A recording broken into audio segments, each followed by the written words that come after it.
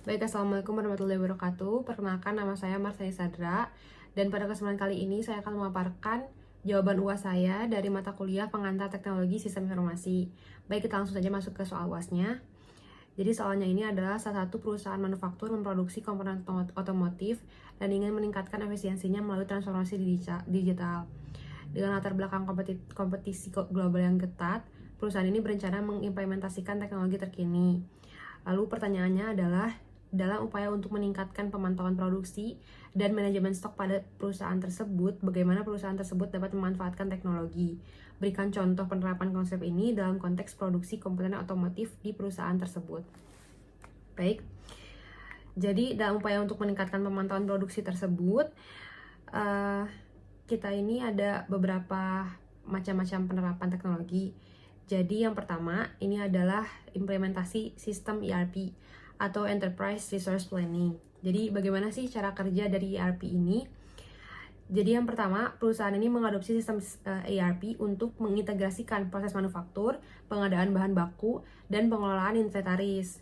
Nah, saat produksi komponen otomotif berjalan, sistem ERP ini secara otomatis akan memperbaharui jumlah stok bahan baku yang digunakan. Nah, jika stok bahan bakunya menipis, maka sistem ERP ini akan mengirimkan peringatan kepada Departemen Pengadaan untuk segera melakukan pemesanan ulang. Nah, untuk contoh konkretnya adalah misal nih, perusahaan manufaktur tersebut memproduksi bahan untuk kendaraan, contohnya kopling dan transmisi kendaraan. Ini misalnya menerapkan sistem ERP ya, untuk mengelola seluruh proses produksinya. Jadi, ketika ada pesanan nih dari produsen mobil seperti Toyota atau Honda, jadi sistem ERP ini akan otomatis menghitung misalnya jumlah kopling atau bahan baku gitu yang diperlukan itu berapa. Nah, jika bahan baku misalnya seperti baja atau serat karbon itu mulai menipis, maka sistem akan otomatis mengirimkan notifikasi kepada tim pengadaan untuk segera melakukan pemesanan kepada pemasok. Nah, setelah produksi selesai, ini ERP juga dapat membantu mengatur logistik pengiriman kopling ke pabrik perakitan mobil. Jadi untuk memastikan bahwa setiap komponen ini dapat sampai di tepat waktu gitu tanpa ada keterlambatan produksi. Nah, hasilnya tentunya peningkatan efisiensi produk karena semua proses terhubung satu sama lain. Lalu yang kedua, mengurangi pemborosan bahan baku. Jadi ini karena memang perencanaannya lebih akurat, jadi sehingga kalau misalnya ada bahan baku yang kurang bisa langsung kita beli dan kita tidak menumpuk bahan baku yang memang sudah banyak gitu. Lalu yang ketiga, di sini meningkatkan ketepatan waktu pengiriman karena memang sistem ERP ini membantu mengelola logistik dan permintaan pelanggan. Seperti itu. Ini yang kedua, kita masuk ke penerapan IoT atau Internet of Things untuk pemantauan produksi. Jadi bagaimana sih IoT ini dapat membantu pemantauan produksi dalam komponen otomotif ini? Jadi sensor IoT ini dipasang pada mesin-mesin produksi seperti mesin pengecoran atau apapun gitu ya, yang bertujuan untuk memantau kinerja dan suhu operasionalnya. Jika terdapat anomali pada mesin, misalnya suhunya terlalu tinggi, sistem akan mengirimkan notifikasi kepada teknisi agar segera dilakukan perbaikan sebelum terjadi kerusakan atau yang menyebabkan downtime. Nah, untuk contoh konkretnya adalah perusahaan ini, misalnya perusahaan manufaktur nih, memproduksi blok mesin mobil. Ini bisa menggunakan sensor suhu IoT pada mesin misal pengecoran aluminiumnya gitu. Nah, kalau misalnya pengecoran aluminium kan itu diperlukan suhu 650 sampai 700 derajat Celcius untuk mendapatkan hasil maksimal. Nah, jika sensor tersebut mendeteksi suhu naik nih di atas 700 derajat Celcius, sistem ini akan mengaktifkan pendingin otomatis dan memberikan notifikasi kepada teknisi agar segera melakukan pengecekan. Lalu dengan cara ini tentunya perusahaan ini dapat berhasil mengurangi resiko produksi cacat karena memang setiap mesin-mesin yang dibuat ini memiliki kualitas yang konsisten tentunya.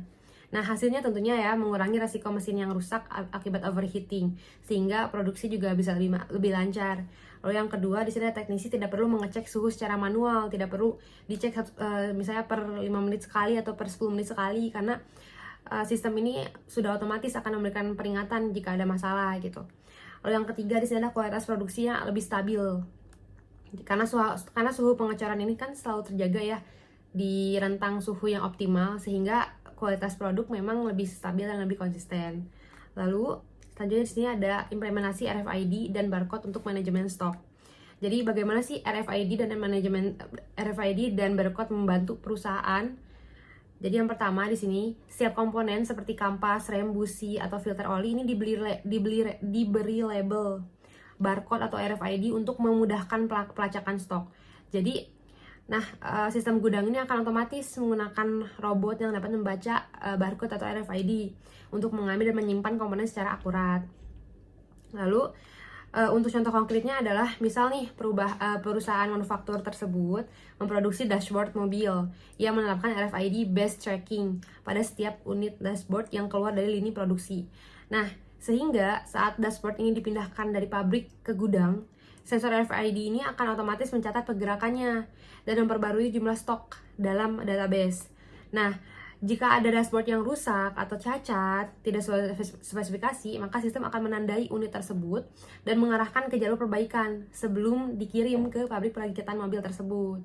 Gitu. Nah, hasilnya ini tentunya bisa mengurangi kesalahan pencatatan stok karena semuanya dilakukan secara otomatis dan tidak manual. Lalu yang kedua, di sini ada waktu pencarian dan pengiriman komponennya lebih cepat karena memang proses produksinya lebih efisien karena otomatis ya. Lalu yang ketiga di sini ada mencegah pengiriman komponen ke pabrik yang salah.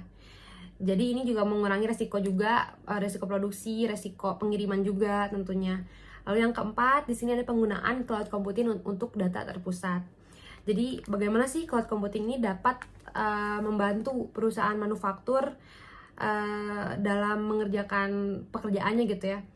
Jadi seperti ini, semua data produksi, manajemen stok, dan status mesin itu disimpan dalam server cloud sehingga bisa diakses oleh manajer produksi, tim operasional dari mana aja. Nah, perusahaan bisa menggunakan dashboard berbasis cloud untuk memantau status produksi secara real time. Ini untuk contoh penerapannya di perusahaan manufaktur, itu misalnya perusahaan tersebut tuh memproduksi kampas rem mobil menggunakan Google Cloud untuk menyimpan dan mengelola datanya gitu ya, data produksinya. Sehingga nih manajer produksi dapat melihat data jumlah kapas rem yang sudah diproduksi, stok bahan baku, dan mesinnya ini bagaimana secara real time melalui dashboard cloud tersebut, sehingga tidak perlu nih datang onsite ke tempat produksi untuk melakukan pengecekan. Lalu yang kedua di sini, jika terjadi keterlambatan pasokan bahan baku, sistem cloud ini akan secara langsung memperbarui status produksinya dan mengirimkan notifikasi kepada tim pengadaan agar segera dicarikan solusi. Lalu yang ketiga di sini ada dengan sistem ini, perusahaan tentunya dapat menghindari keterlambatan produksi karena semua tim dapat mengakses informasi yang sama dalam waktu yang bersamaan gitu.